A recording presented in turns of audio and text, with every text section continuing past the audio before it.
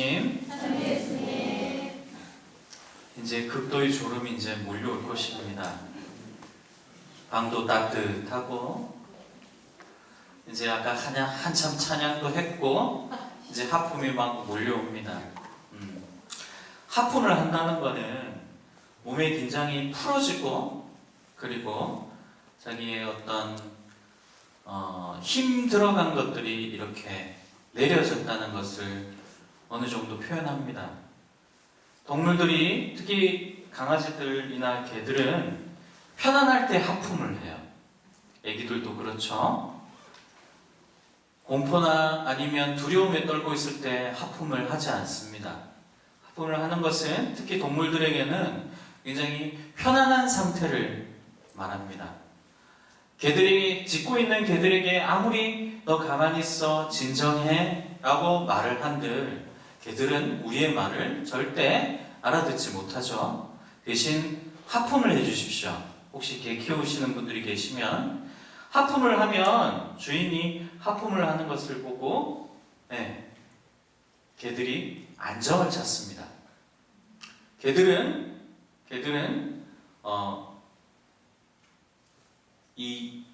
우리는 말을 하죠. 말을 하고 어디로 듣습니까?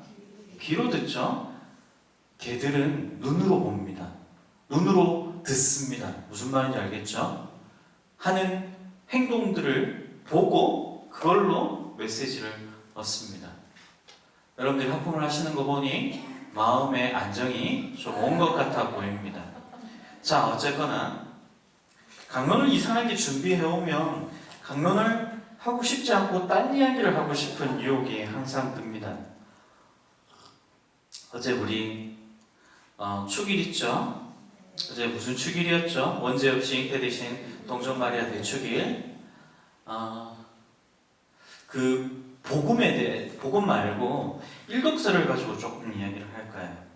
창세기 말씀이었고 선악과를 따먹고 자신이 부끄러워서 하느님께로부터 숨는 내용이 나오죠. 너 어디 있느냐? 기억나십니까? 유명한 장면이죠. 자, 여러분들이 이 생각들 안 해보십니까?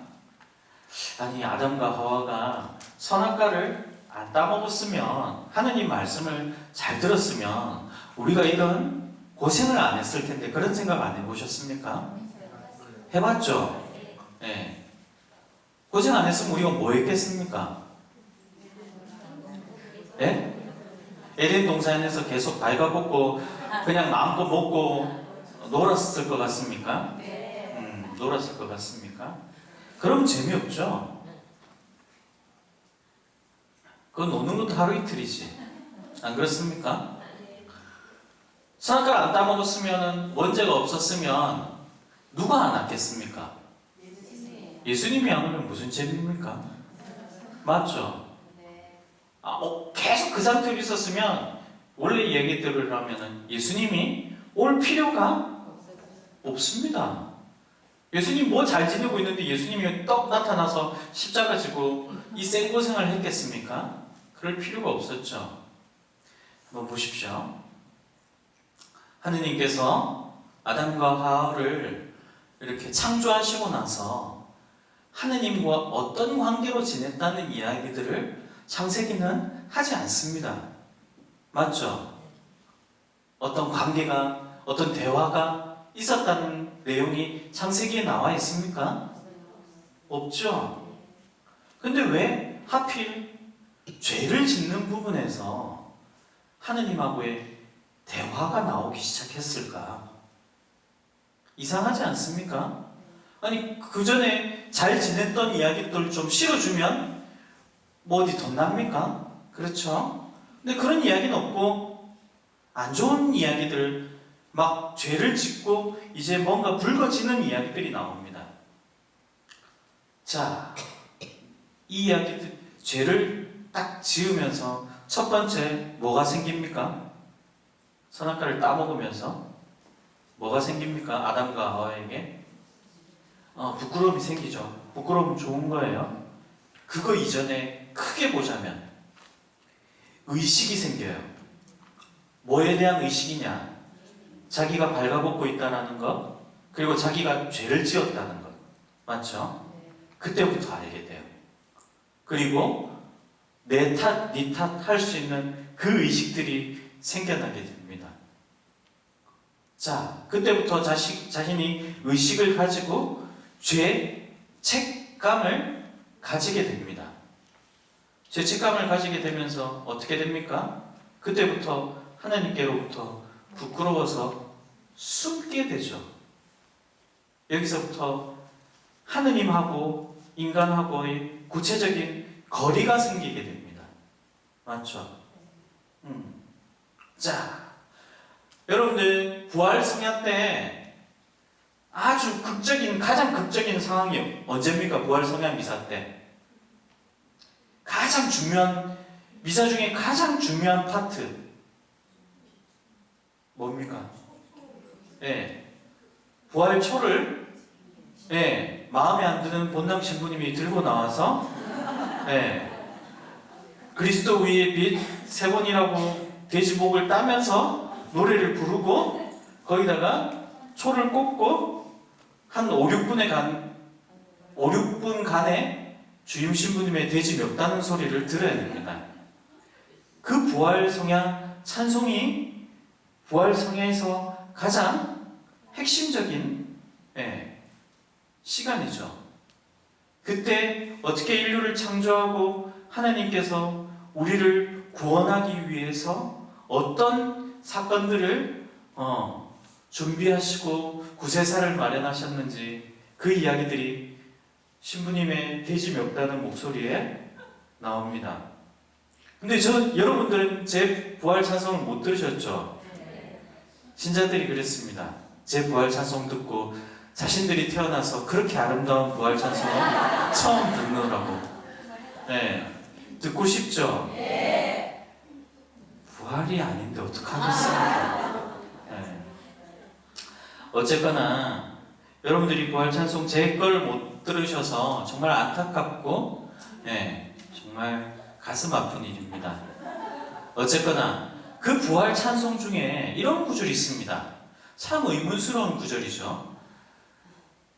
오 복된 탓이여, 죄가 복되다고 나옵니다. 여러분 죄를 어떻게 여깁니까? 죄를 어떻게 여깁니까? 안 지어야지, 안 해야지라고 하잖아요. 그렇게 해가지고 생활했던 복음, 예수님 시대에 그렇게 생활했던 사람들이 누굽니까? 맞아요, 바리새예요. 이 강론을 접어야겠습니다. 준비했던 거하고 지금 이미 산으로 가고 있습니다. 준비했던 거 했으면 주무셨을 거예요. 자, 여러분이 안 졸게 하기 위해서 이해가 잘 되고 하는 내용들. 자, 바리새인들과 율법학자들, 대사제들이 그들이 가장 모범을 보인 사람들이었어요. 죄와는 가장 거리가 먼 생활을 했던 사람들인데 예수님은 어떤 사람들하고 어울렸습니까? 죄인들하고 어울렸어요. 여러분들 지금 시대 한번 생각해 보세요. 제가 오늘 다른 성당에 저녁 미사가 있어서 저녁 미사 하고 여기 일찍 도착했어요. 한 8시쯤 도착했어요. 4시간 동안 뭐 했겠어요? 동인천, 성체조배 그런 거 하지 않아요.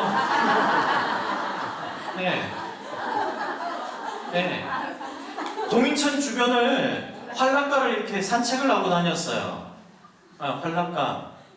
활락가를 산책하고 다녔죠. 숭이동부터 이렇게 쭉 걸어왔어요. 숭이동에 보면은 그렇죠. 주택가 가운데 모텔들하고 노래방들 막 그런 게 있죠. 다단주점들이 딱 보면서 뭐를 봤겠어요? 보도방에서 일하러 나오는 아줌마들, 아가씨들 봤죠. 늘 보던 사람들이니까.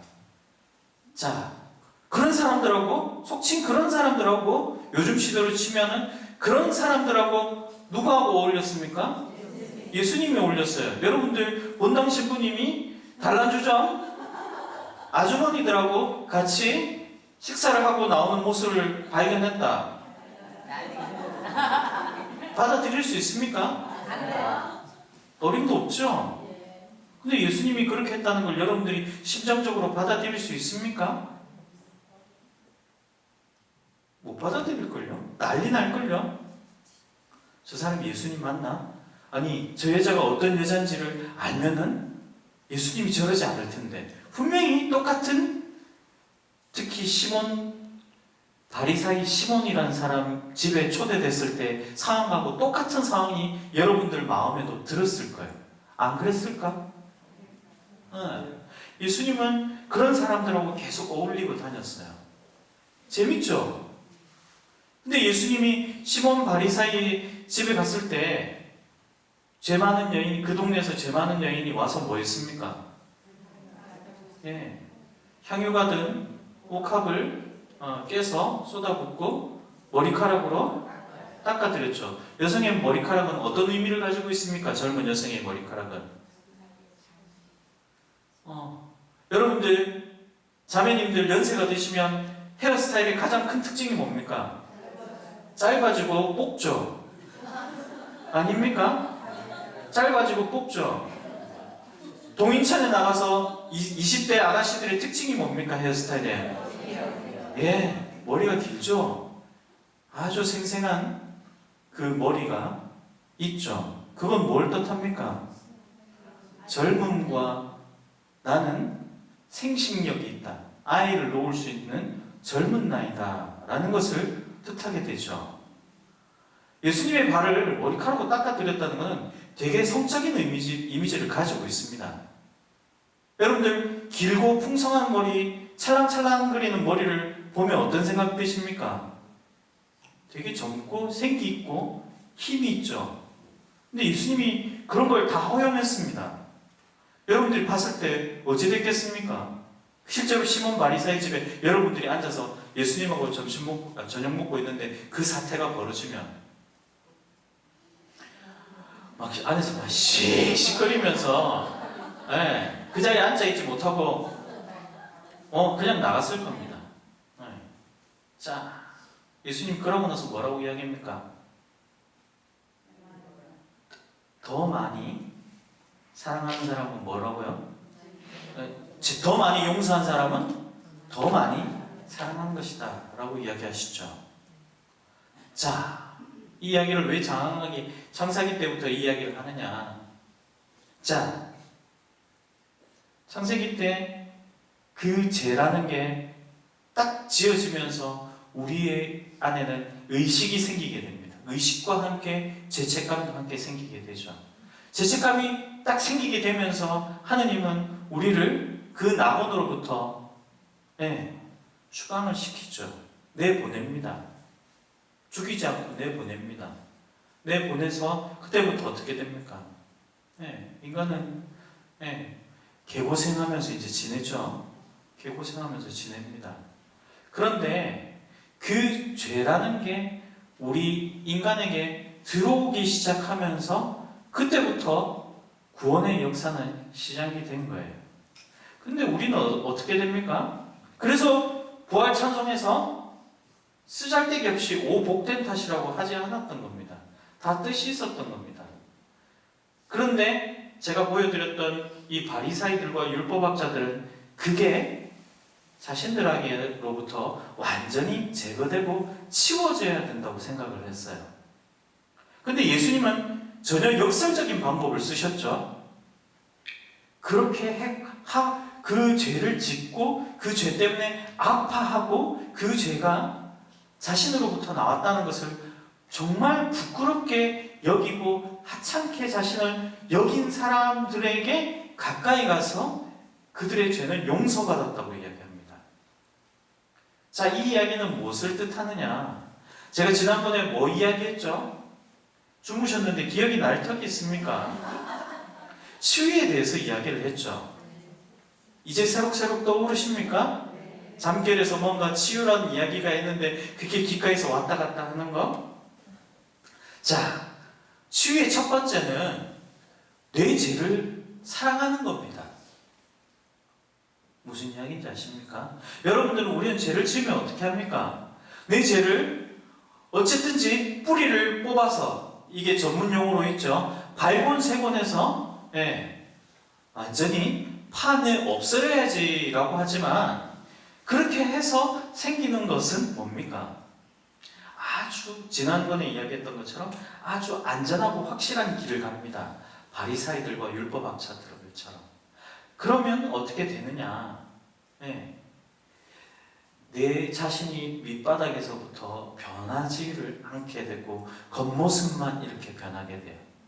자, 난 이렇게 깨끗한 사람이다. 난 거룩해. 근데 내부에서는 어떤 이야기가 옵니까? 자신의 아픈 상처들, 그리고 나의 어떤 원색적인 그런 욕구들, 이런 것들이 밑바닥에서 계속 나에게 부르짖습니다. 나 되게 힘들고 아프다 라고 나를 밑바닥에서부터 흔드는데, 그것을 내가 사랑하지 않은, 그 사랑이라는 게, 죄를 사랑하는 게 그 죄를 행하고 지어가는 이야기가 아니에요. 나의 아팠던 그 과거들과 그 욕구들을 어루만져주고 안아주는 것이죠. 그렇게 될 때 어떻게 됩니까? 그때부터 치유가 시작되면서 내 안에서 가장 중요한 좀 전문적인 용어로 개성화라는 작업이 일어나게 됩니다. 요게 이제 우리 식대로 표현을 하자면 내 안에서 치유가 일어나면서 하느님하고 하나가 되는 거예요. 하나가. 제가 한 가지만 이야기를 드리고 강론을 마칠게요.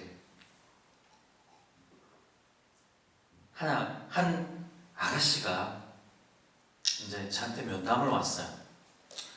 여대생인데 제가 좋아하는 스타일처럼 키도 크고 늘씬하고 이쁘장하게 생겼어요. 거기다가 똑똑했어요.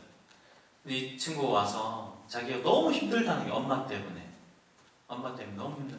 엄마는 성당에서 정말 열심히 활동하시고 반주하시고 애들도 가르치고 왜 반주하시고 이러니까 막 웃으십니까?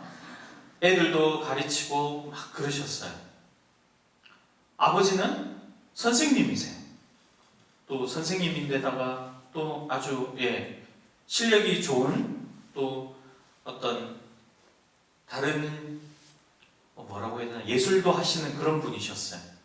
어디 하나 빠질 것 없는 집이었어요. 가정도 경제적 수준도 괜찮고 성당에서 활동하는 거는 다 주일 미사 되면 가족들이 아주 오붓하게 앞자리에 앉아서 탁 하는 모습들이 늘 보이는 그런 가정이었어요. 여러분들 그렇게 되면 어떻습니까? 가족들이 함께 나오면 보기 어떻습니까? 좋죠. 딱 그 정도의 직장이 되면 또 가족들이 안정되고 보기가 좋죠. 가족들은 참 좋아하는데 실제 내용은 안 그래요. 넣는 거라. 실제 내용은 안 그래요. 엄마는 이 아이가 부모를 신경 쓰게 되는 순간부터 아이는 자신을 돌볼 시간이 없고 자신을 돌보지 못하니까 부모로부터 독립을 못하게 됩니다. 그래서 그냥 부모는 아이를 어느 순간이 되면 적절한 순간에 독립시키기 위해서 신경을 덜 쓰면 돼요. 덜 쓰면 어떻게 됩니까? 지가 알아서 독립을 하는데 이 아이의 어머니는 이 아이가 계속 신경 써줘야 되는 거예요. 무슨 말인지 알겠어요? 엄마가 모든 거에 사사건건 다 딸의 모든 것을 간섭하고 딸이 만나는 남자친구며 그 남자애가 어느 학교를 다니고 자기 딸과 학력이 좀 안 맞는 것 같으니까 그 남자의 전화번호를 찾아서 너는 우리 딸과는 안 어울리는 것 같으니까 만나지 말아라고 전화까지도 하고 모든 거 하는 거를 엄마가 다 체크하고 엄마를 위해서 이 딸은 살아야 됐었어요. 그러니까 어떤 일이 생기느냐? 어떤 일이 생기겠어요? 그런데 엄마의 요구를 얘는 거절을 못하는 거예요. 얘는 감수성이 풍부해서 울기도 했는데 울면은 엄마가 강한 성격이에요. 여기서 보면 누구라고 이야기를 하면 좋을까? 그렇다고 해가지고 내가 여기서 찝으면 안 되지. 자, 엄마 앞에서 우는 모습을 보여주면 엄마가 가만히 있지를 못해요. 너 왜 우니? 울지 마. 아니 아들이면 저같이 경상도 집안에서 태어난 아들이면 울면은 남자는 몇 번 울어야 돼? 이러면은 3번 이렇게라고 문화적인 것 때문에 이야기를 하겠는데 딸이잖아요. 그것도 이 위에 집안 아가씨인데 참 그걸 보면서 얘가 얼마만큼 많이 힘들게 살아가는가라는 생각이 들었어요. 그래서 얘는 어른들보다 어린아이들하고 더 친했던 거예요. 봉사활동가도 아이들하고 친하게 지내고 엄마나 아빠의 기대를 저버리지 않기 위해서 공부도 열심히 해서 장학금도 타고 1등도 하고 학교도 좋은 학교도 다니는데 그렇게 지냈어요. 자, 자기가 하고 싶은 욕구를 하지는 못하는 거야. 그게 어떻게 됐겠어요? 몸이 아프기 시작하는 거야. 젊은 이쁜 처자가 그 원형 탈모 있잖아요. 원형 탈모가 생기기 시작하고 그 다음에 막 피부가 뒤집어지고 이게 말 못하는 자기의 욕구를 표현 못하는 사람들에게 생기는 신체화 현상이에요. 막 얼굴이 다 뒤집어지고 피부과 가서 뭡니까? 스테로이드 치료를 받는데도 안 되는 거예요. 그래서 제가 그랬어요. 상담을 받아라. 상담을 받고 있는데도 안 되는 거예요. 그건 제가 그래도 이야기했어요. 엄마하고 가족이 문제인 것 같으니까 얼른 독립을 해라. 네가 살려면 엄마로부터 벗어나야 된다. 근데 벗어날 수가 있어야죠. 엄마의 그 강한 완고하면서도 강한 그것을 마치 어찌 보면 약간 좀 여러분들 공포영화 있잖아요. 엄마들, 시어머니들 그런 내용들 공포영화 있잖아요. 네, 그런 느낌의 그거였어요. 근데 자매님은 자기가 신앙적으로 굉장히 열심히 잘 살고 있다라고 생각을 하는 거예요. 형제님은 어떤 일이 생겼느냐? 자살하려다가 미수가 생긴 거예요. 자살이 실패인 거예요. 이걸 보면서 내가 이거는 본인만 자기가 그 집안의 병의 원인이라는 것을 모르고 있구나. 그 생각이 들었죠. 자신이 어렸을 때 편부모 밑에서 아주 힘들게 자랐던, 계모 밑에서 힘들게 자랐던 그 상처를 자기 스스로가 돌봐주지 못하고 그것을 자기 딸에게 그대로 전수한 케이스였어요. 자, 우리 안에서도 마찬가지예요. 우리의 어둠들, 상처들, 그것을 한쪽에다가 내팽개쳐놓고 난 이제 단정하고 바르게 살고 이제 뭔가 모든 게 다 정리된 깨끗한 그런 삶을 살아야지. 아니요. 한쪽편에 치워진 그 상처가 우리를 계속 힘들게 해요. 그거부터 먼저 안아줘야 되는 거죠. 나의 의식할 수 있는 그 의식의 능력으로 그것을 계속 끌어내서 쓰다듬어 줘야 되는 거예요. 제가 지난 시간에 이야기했죠. 끝으로 지난 시간에 이야기했죠. 믿음이라는 것은 지성과 이성들이 있지 않습니까? 그거하고 완전히 반대되는 그런 게 아니라는 것. 내 자신이 더 나은 삶을 살기 위해서 믿음은 마치 어떤 나한테 오는 무의식적인 자극처럼 나를 이끌고 가는 그런 움직임이라는 것. 그것을 우리가 알고 있어야 돼요. 그러면서 나는 그런 두려움의 발길을 하나씩 내 자신을 발전시키기 위해서, 변화시키기 위해서 나아가야 된다는 것이죠. 자, 목요일 날도 제가 미사가 있죠. 그때 이제 치유에 대해서 오늘 준비했던 거를 그때 알려드리도록 하겠습니다. 그러니까 빠지면 안 돼요. 퐁당퐁당하면 무슨 내용인지를 몰라요. 퐁당퐁당하면. 그래서 졸지도 말고 빠지지도 말고. 아시겠죠? 이왕 할 거 빡세게 그냥 꾸준히 나오세요. 아시겠죠? 예.